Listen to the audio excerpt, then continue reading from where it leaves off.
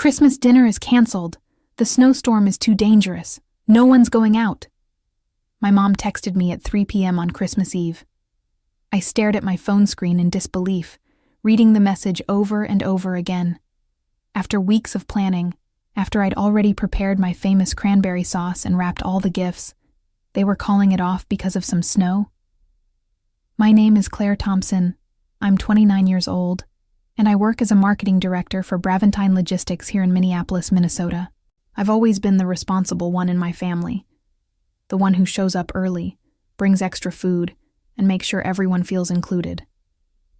But apparently, that reliability meant nothing when a little winter weather rolled in.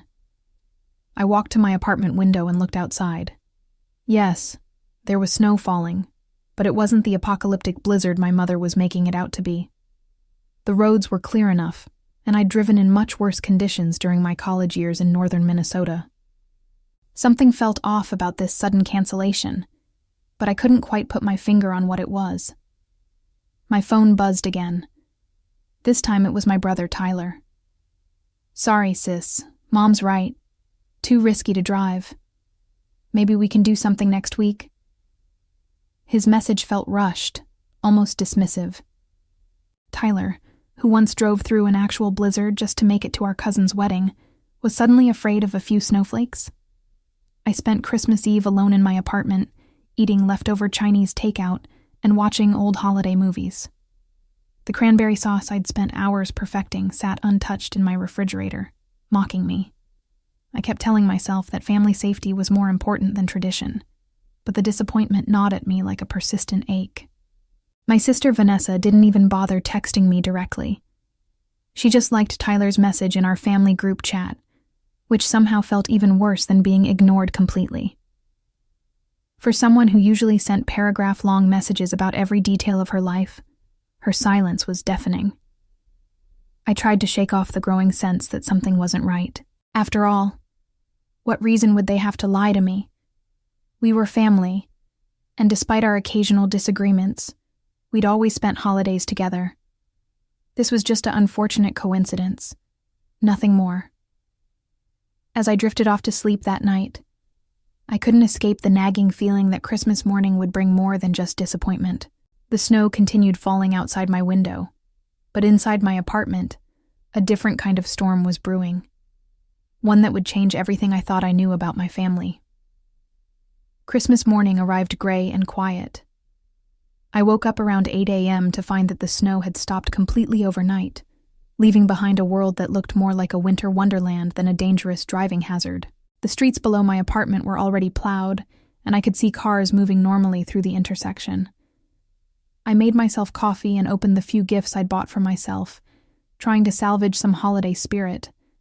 My parents had raised me to believe that Christmas was about family togetherness, about setting aside differences and celebrating our bond. Growing up, we never missed a family gathering, not even when my dad broke his leg the year I turned 16.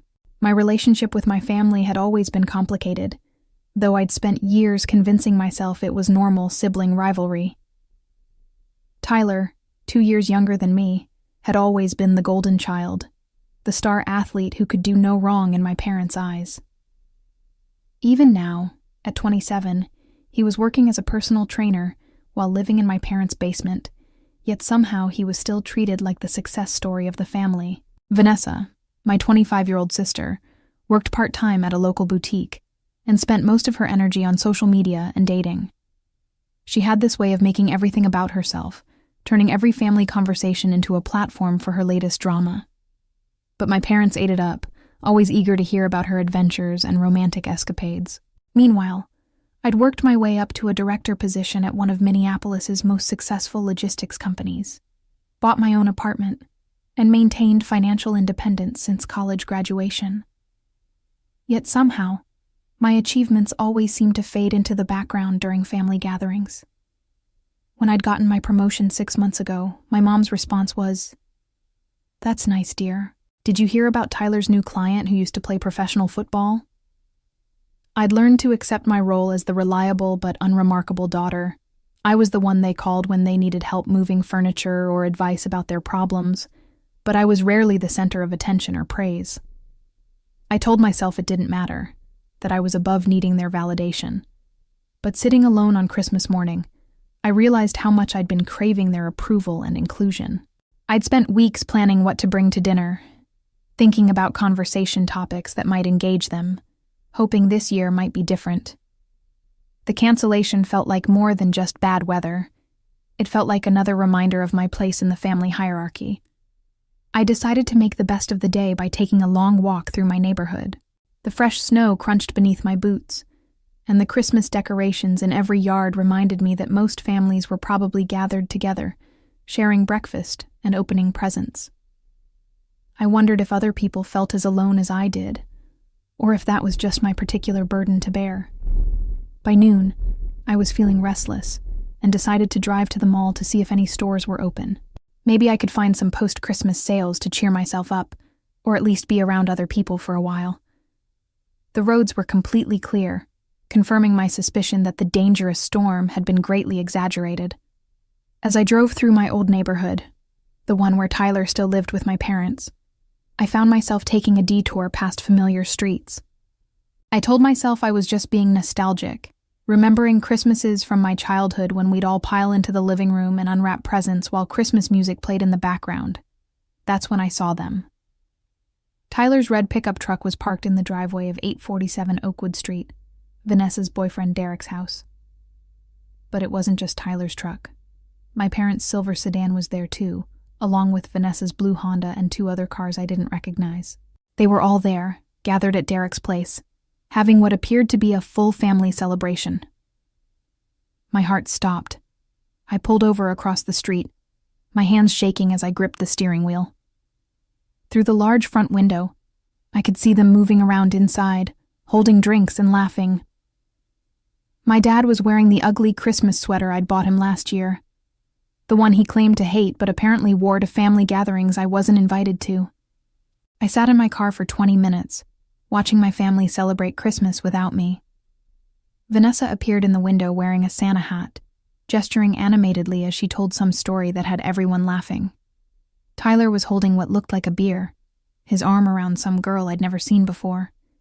My mom was in the kitchen, probably preparing the traditional Christmas dinner she'd told me was too dangerous to attend. The realization hit me like a physical blow. They had deliberately excluded me. This wasn't about snow or safety. This was planned. They had decided to have Christmas without me, and they'd lied to cover it up. But why?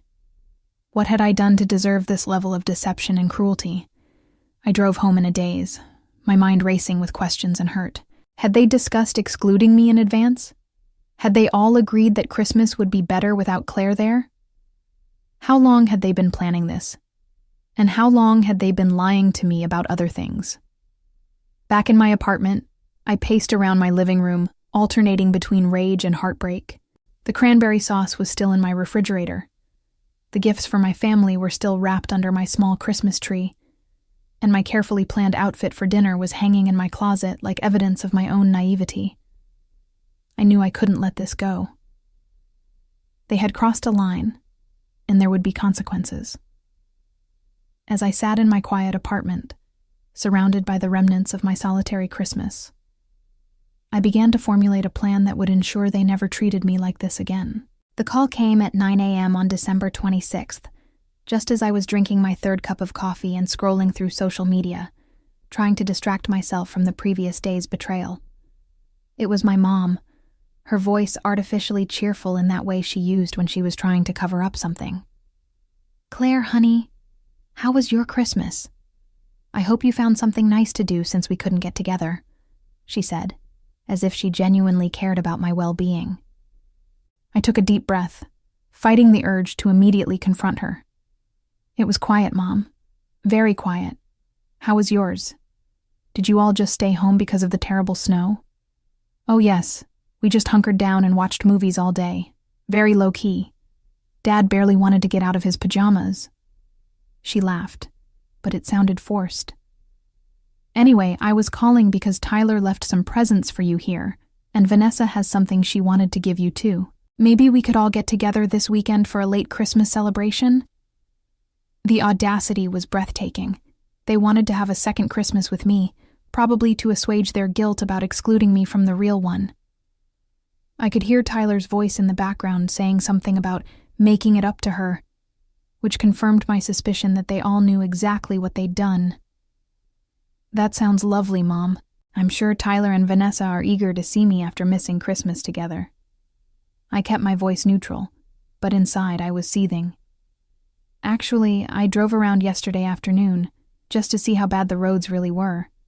You know, being stuck inside all day made me curious about the conditions."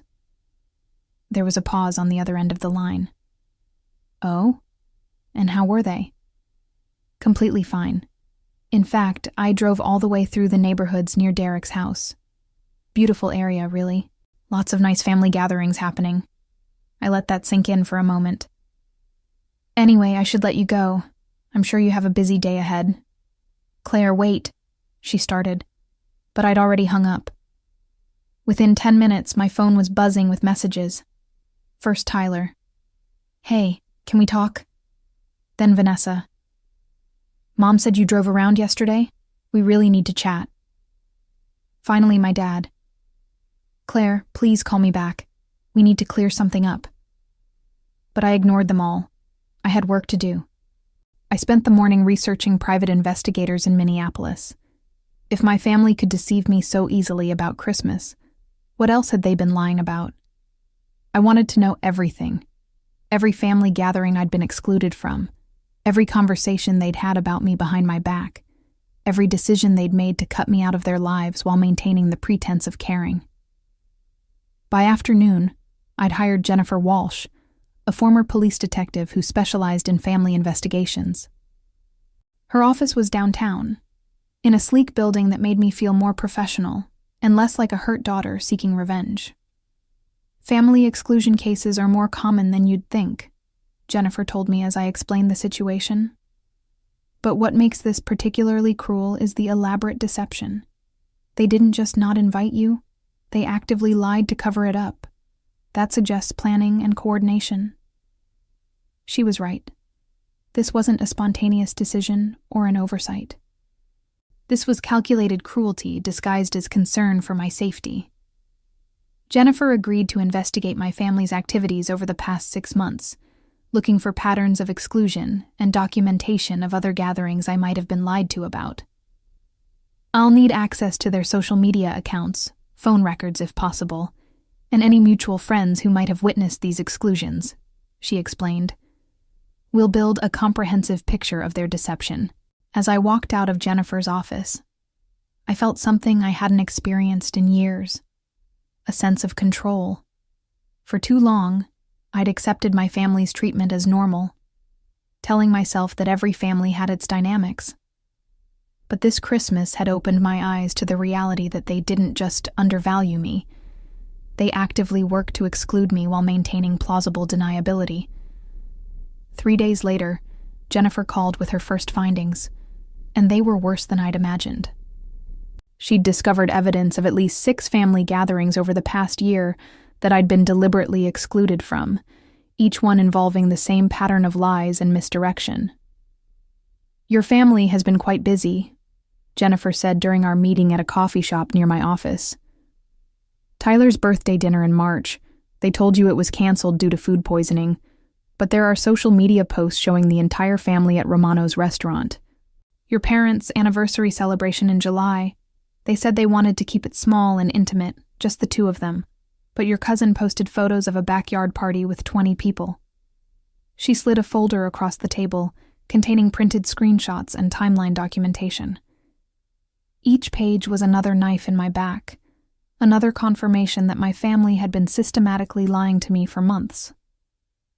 The most revealing discovery was Vanessa's Instagram story from last Thanksgiving. She posted a video of Tyler carving the turkey and captioned it, "Family dinner complete. So grateful for everyone who could make it." The timestamp shows this was posted while you were at home, believing dinner had been moved to Friday because your mom was sick. I remembered that Thanksgiving distinctly. I'd spent the day feeling guilty for not being able to help my supposedly ill mother while they were all gathered together celebrating without me. The betrayal ran deeper than I'd thought possible.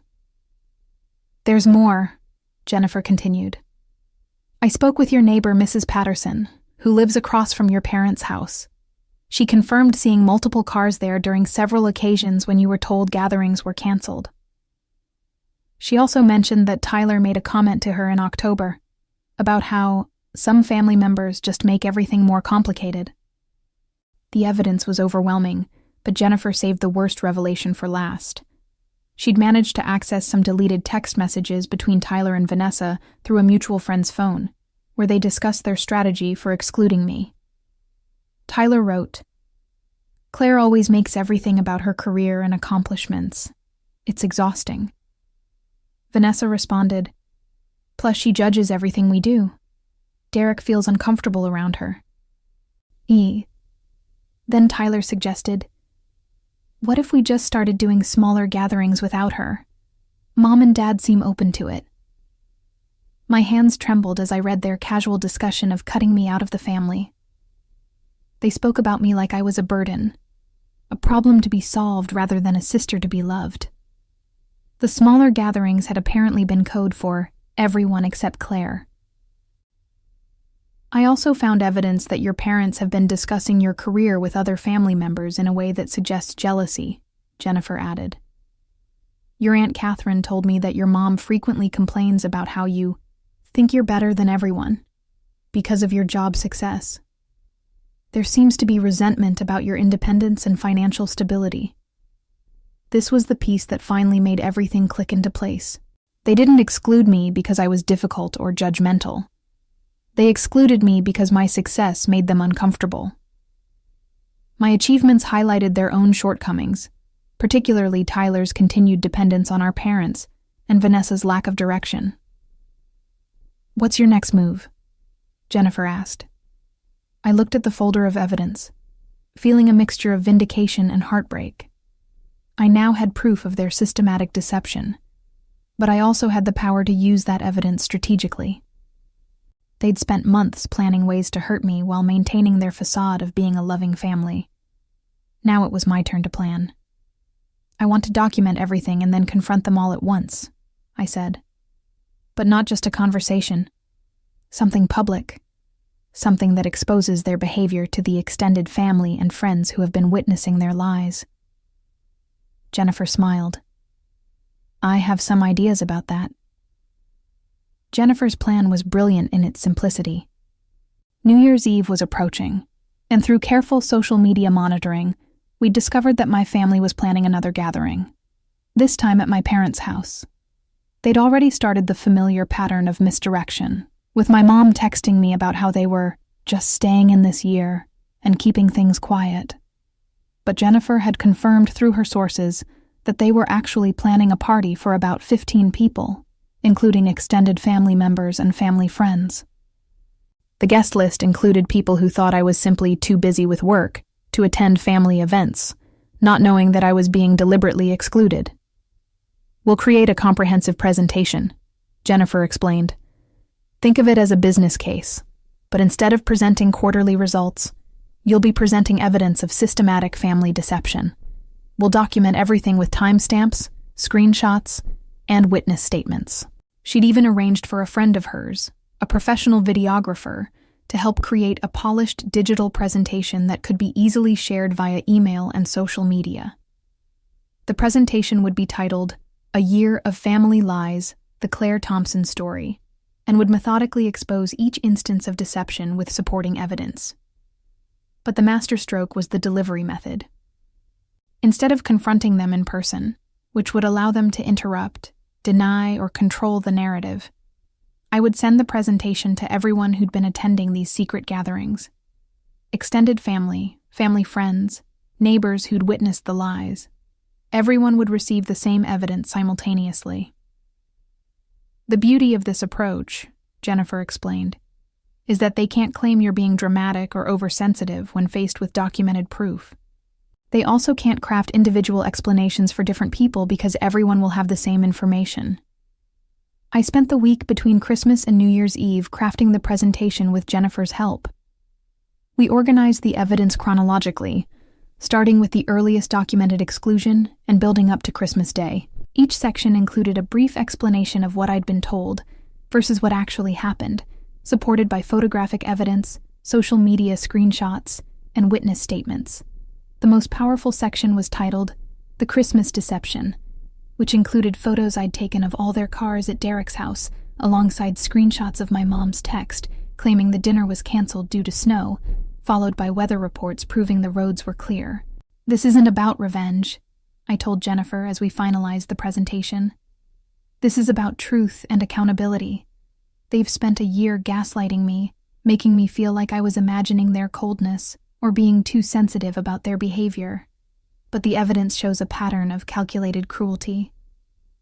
Jennifer nodded. "You're also protecting yourself from future deception. Once this is public, they can't continue these tactics because everyone will be watching for patterns."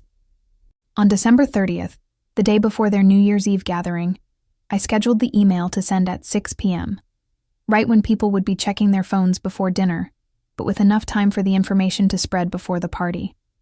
The recipient list included my parents, Tyler, Vanessa, all 4 of my grandparents, 6 aunts and uncles, 12 cousins, my parents' neighbors, several family friends, and Tyler and Vanessa's significant others. The subject line read, "Important family information. Please read before tonight's gathering." As I clicked the schedule button, I felt a strange sense of peace. For the first time in years, I was taking control of my relationship with my family instead of passively accepting their treatment. They'd taught me that family loyalty was important, but they'd failed to extend that same loyalty to me. Now they would face the consequences of their choices, and I would finally be free from their manipulation.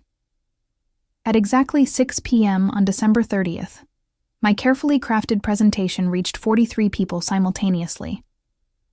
Within minutes, my phone started buzzing with responses, but I'd turned off notifications and settled in to watch the chaos unfold from the safety of my apartment. Jennifer had taught me to monitor the situation through social media and mutual contacts, rather than engaging directly with my family's inevitable damage control attempts. The first responses came from my cousins, who began texting each other in group chats that Jennifer's contacts could access. "Did you guys know about this?" my cousin Beth wrote. "I can't believe Uncle Robert and Aunt Patricia have been lying to Claire like this." My Uncle Michael called my dad within 20 minutes, demanding an explanation. According to Mrs. Patterson, my neighbor contact, my dad's voice could be heard through the walls, alternating between defensive shouting and pleading phone calls to family members. Tyler attempted to call me 17 times in the first hour, followed by Vanessa with 14 calls. When I didn't answer, they started showing up at my apartment building, but I'd anticipated this and was staying at Jennifer's office, watching the fallout through carefully placed sources. The social media response was swift and decisive. My Aunt Catherine posted on Facebook, "After reading some disturbing information about family treatment, I'm reconsidering attendance at tonight's gathering. Family should mean honesty and inclusion, not calculated exclusion." 3 cousins and 2 family friends canceled their plans to attend the New Year's Eve party. The guest list that was supposed to be 15 people was now down to 8, and those 8 included my immediate family members who couldn't exactly cancel on themselves. The presentation had included a final section titled "Moving Forward," where I'd explained that I would be taking a break from family interactions until they could demonstrate genuine accountability and changed behavior. I wasn't cutting them off permanently, but I was setting boundaries that prioritized my emotional well-being over their comfort. By 9 p.m., the party that was supposed to be a celebration had apparently turned into an emergency family meeting about damage control, according to Derek's social media posts, showing him leaving early with Vanessa. The next morning brought a flood of apology attempts that revealed just how little my family understood about the damage they'd caused. My mom's first text read, "Claire, we can explain everything. You're taking this out of proportion. Let's talk like adults." Tyler's message was even worse. "I know you're upset, but airing family business publicly is really immature. We made some mistakes, but this response is way over the line." But the message that truly showed their lack of understanding came from Vanessa. "I can't believe you hired a private investigator to spy on your own family. That's actually psychotic behavior, Claire. Maybe we excluded you because you're genuinely difficult to be around. Jennifer had warned me that they would try to flip the narrative, making me the villain for exposing their behavior, rather than taking responsibility for the behavior itself. The fact that they were more upset about being caught than about what they'd done confirmed that my decision to go public had been correct. However, the extended family's response was overwhelmingly supportive. My grandmother, Helen, called me directly to apologize for not noticing the pattern and to invite me to a New Year's Day brunch with just the grandparents and a few cousins, people who wanted to rebuild trust rather than defend lies. "I raised your father better than this," she said during our conversation. Excluding family members while lying about it is not how the Thompsons behave. You did the right thing by standing up for yourself. The most satisfying response came from Derek's family, who had witnessed some of the discussions about excluding me. Derek's mother reached out to express her disgust with my family's behavior, and to assure me that Derek's comments about being uncomfortable around me had been fabricated by Vanessa to justify the exclusions. By New Year's Day, the truth was fully exposed, and my family faced a choice: genuine accountability or continued isolation from the extended family who now knew their true character. The aftermath of my revelation was swift and devastating for my family's social standing. My parents found themselves increasingly isolated from extended family gatherings, as relatives began questioning what other deceptions they might have orchestrated over the years. Tyler's relationship with his new girlfriend ended when she learned about his role in systematically excluding his own sister, and he was forced to move back into my parents' basement after losing his apartment due to the social fallout affecting his personal training business. Vanessa's relationship with Derek crumbled when his family made it clear they wanted nothing to do with someone who could orchestrate such cruel family manipulation, and she found herself blocked from several social circles who had witnessed her lies. My parents' reputation in their neighborhood suffered as Mrs. Patterson and other neighbors began sharing stories about the deceptive patterns they'd observed, turning my parents into social pariahs in their own community. As I settled into my new life with clear boundaries and honest relationships, I realized that exposing my family's deception had freed me from years of self-doubt and emotional manipulation. The investigation had cost me $3,000 and several sleepless nights. But it had given me something invaluable: the truth about who my family really was, and the confidence to demand the respect I deserved. Sometimes the greatest gift you can give yourself is the courage to walk away from people who don't value your presence, even when those people share your DNA.